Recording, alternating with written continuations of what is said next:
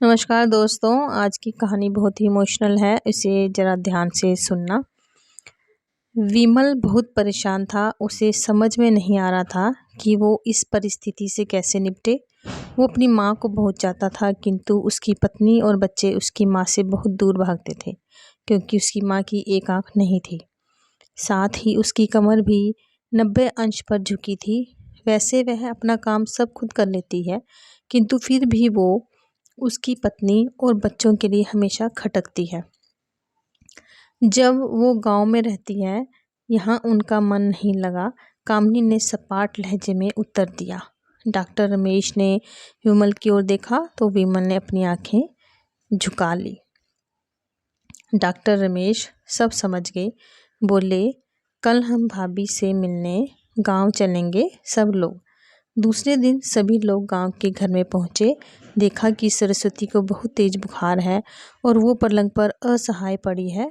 Doctor Ramesh दौड़कर सरस्वती के पास गए, उनके पैर छूकर रोने लगे। सरस्वती की ये हालत उनकी कल्पना से परे थी। वाह बेटा विमल, तूने तो नाम उजागर कर दिया। अपनी माँ की ये हालत देखकर तुझे तो शर्म भी नहीं आ रही होगी। डॉक्टर रमेश ने विमल को लगभग डांटते हुए कहा।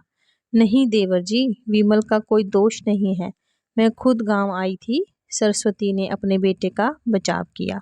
मुझे सब पता चल गया भाभी, आप चुप रहो। क्यों बहू, तुम्हें अपनी सास की कुरूपता पसंद नहीं है?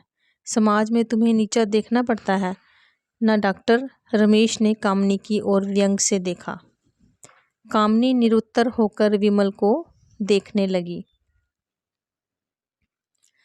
आज तुम जिस सामाजिक स्तर पर हो वो इन्हीं के संघर्षों की देन है। और बेटा विमल, तुम्हें शायद मालूम ना हो कि बचपन में जब तुम 1 साल के थे तब छत से नीचे गिरने के कारण तुम्हारी एक आंख फूट गई थी और तुम्हारी रीढ़ की हड्डी में भी समस्या थी।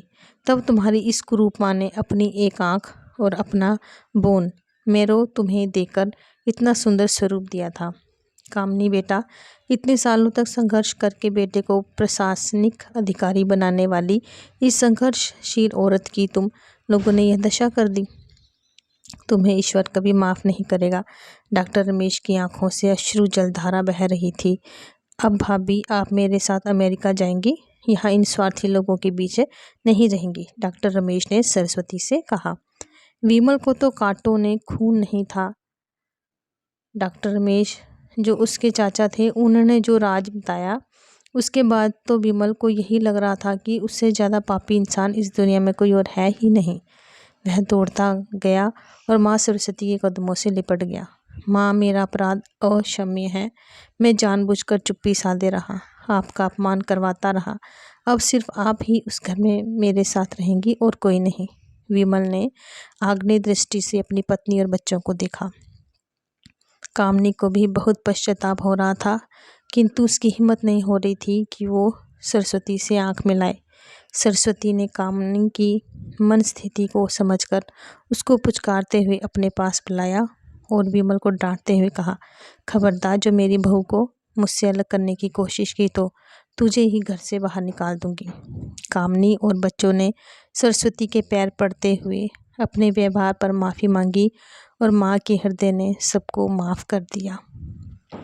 धन्यवाद।